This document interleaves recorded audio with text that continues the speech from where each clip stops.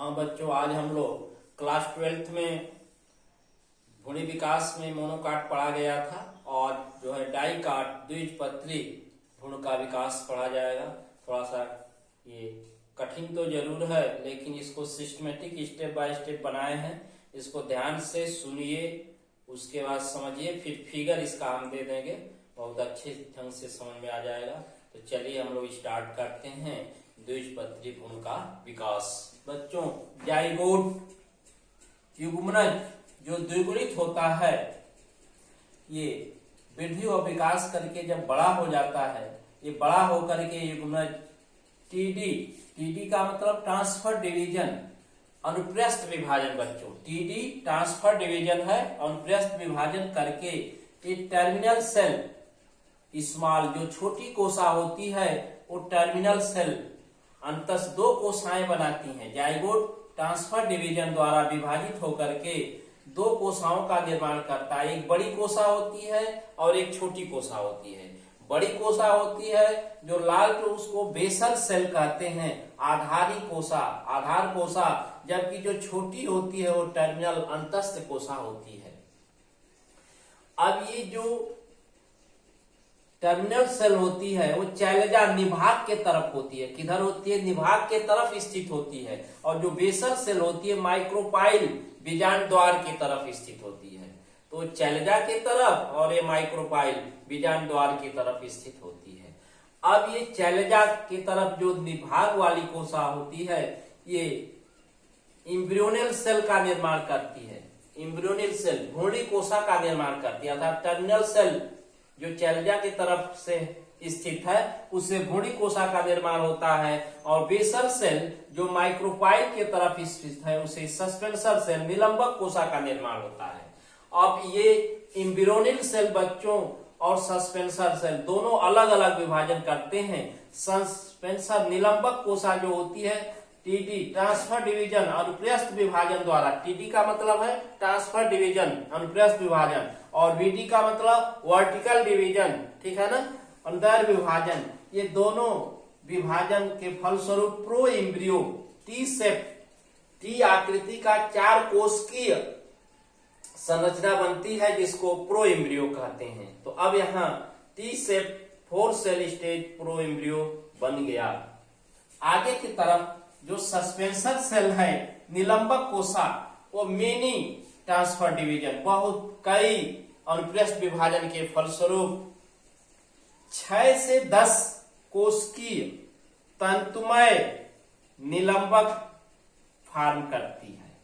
निलंबक कोशा जो है 6 से 10 कोश की तंतुमय संरचना सस्पेंसर फॉर्म करती है, निलंबक का निर्माण कर लेती है। अब यही निलंबक फूल कर स्वाइल करके पुट्टिका कोशा बनाता है, पुट्टिका कोशिका का निर्माण करता है। और यही पुट्टिका हाइपोफाइसिस जो है चूसकांक का कार्य करती है, जिसको हिस्टोरिया कहते हैं। चूसकांक अवशोषण का कार्य करती है। इस तरह से सस्पेंसर सेल से चूसकांक हिस्टोरिया का निर्माण हो जाता है। बच्चों, अब लोअर सस्पेंसर, लोअर सरफेस नीचे की तरफ जो सस्पेंसर एम्ब्रियो सेल होती है, नीचे की तरफ जो निलंबक भ्रूणी कोशा होती है, इसको सस्पेंसर एम्ब्रियो सेल, निलंबक भ्रूणी कोशा, वह हाइपोफाइसिस का निर्माण करती है, आधा स्फीतिका। हाइपोफाइसिस माने आधा स्फीतिका का निर्माण करती है, और उस आधा स्फीतिका से रेडिकल फॉर्म होता है, मूलांकुर। क्या बनता है? रेडिकल, इसको मूलांकुर कहते हैं। और वह रेडिकल मूलांकुर जो है absorption of food for developing embryo, उस भोजन का यह अवशोषण करता है, विकसित हो रहे भ्रूण के विकास के लिए। विकसित हो रहे भ्रूण के विकास के लिए रेडिकल जो है भोजन का अवशोषण करने का कार्य करता है। अब यहाँ टर्मिनल सेल जो होती है, ये terminal cell transverse division, TD transverse division अनुप्रस्थ विभाजन द्वारा 4 कोशिकीय एम्ब्रियोनिक सेल का निर्माण करती है। एम्ब्रियोनल सेल 4 कोशिकीय एम्ब्रियोनल सेल भ्रूणी कोशिका का निर्माण करती है। अब ये डिवाइड होकर के 8 सेल 8 कोश की आक्टेंट स्टेज 8 कोश की अवस्था आक्टेंट स्टेज बना लेते हैं, जिससे प्रो एम्ब्रियो निर्मित हो जाता है। 8 कोश की अवस्था जब आ जाती है तो प्रो एम्ब्रियो का फॉर्मेशन बच्चों हो जाता है। अब आगे के क्रम में ये जो प्रो एम्ब्रियो का 8 सेल है, प्रो एम्ब्रियो जो है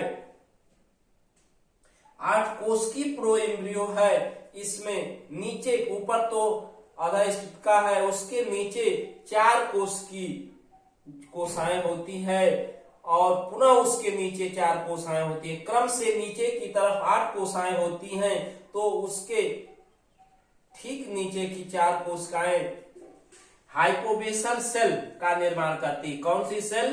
हाइपोबेसल सेल का निर्माण करती है और नीचे की 4 जो है इपीबेसल सेल का निर्माण करती हैं।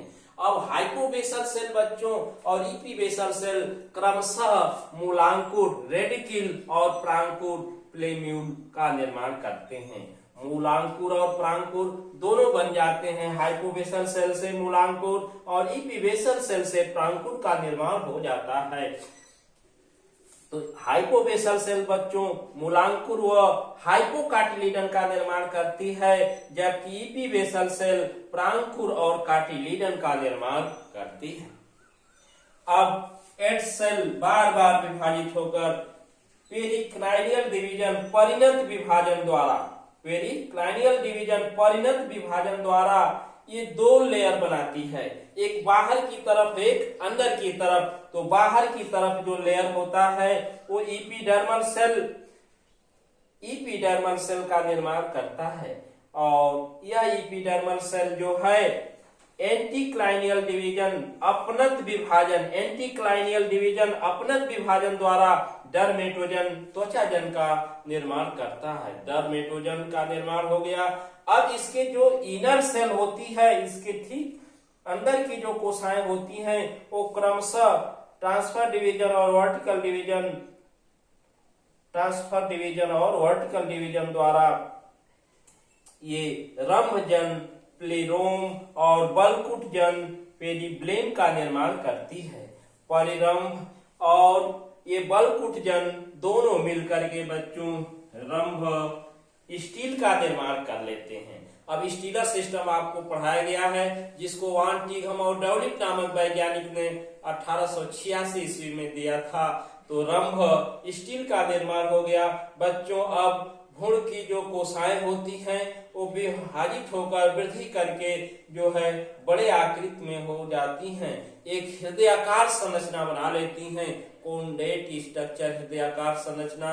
अब इस भ्रूण के सभी कोशिकाएं मेरिस्मेटिक इन नेचर, विभज्योत की प्रकृति की होती है और भ्रूण द्विपालित हो जाता है और 2 कार्टिलिडन का निर्माण करता है। इस तरह का जो है भ्रूणी विकास, इस तरह का द्विपत्री भ्रूणी विकास जो है सामान्य प्रकार का क्रूसीफेरी कुल के सदस्य सेप्सेला उस्टापेरिस में पाया जाता है। इस तरह का भ्रूणी विकास जो है क्रूसीफेरी कुल में पाया जाता है।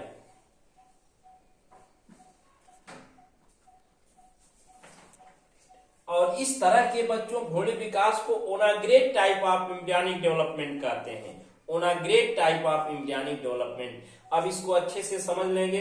अब इसका फिगर हम आपको दे रहे हैं जो आगे के क्रम में इसको पूर्ण रूपेण स्पष्ट कर देगा। बच्चों आगे के क्रम में अब फिगर आप अच्छे तरह से समझें, फिगर के तरफ ध्यान दें। जो फिगर आपको दिख रहा है उसमें सबसे ए पार्ट जो है वो एग है, और वो कैसा एग है? फर्टिलाइज एग है, निषेचित अंडा है। उसमें लिखा है पहला जो एग है ए के नीचे वो फर्टिलाइज एग निषेचित अंडा है, अर्थात जाइगोट हो गया। क्या हो गया? अब जाइगोट। आपको बताया गया है कि जाइगोट के जो है ट्रांसफर डिवीजन से, अनुप्रस्थ विभाजन से जो है एक 2 सेल बनती है, एपिकल सेल और बेसल सेल। ठीक है ना?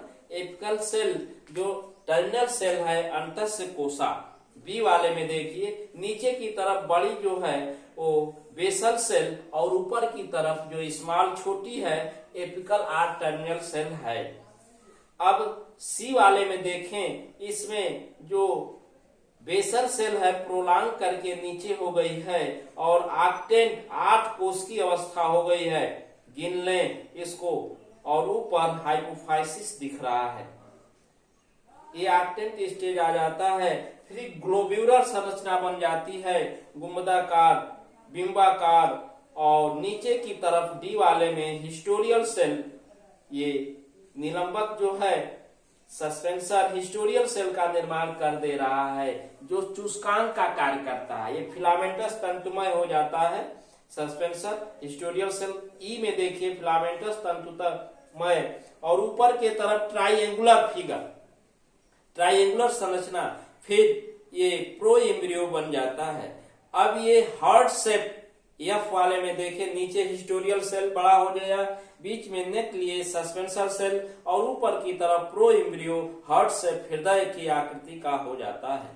अब जी वाले फिगर में आए, इसमें देखेंगे कि कार्टिलीडन का निर्माण हो जाता है। कार्टिलीडन बच्चों प्रो एम्ब्रियो में परिवर्तित होकर के नीचे जो हाइपोबेसल सेल और एपीबेसल सेल का निर्माण हो रहा है, ये रूट एपिकल मेरिस्मेटिक जड़ के शीर्षस्थ विभज्योत की पार्ट बन जाता है।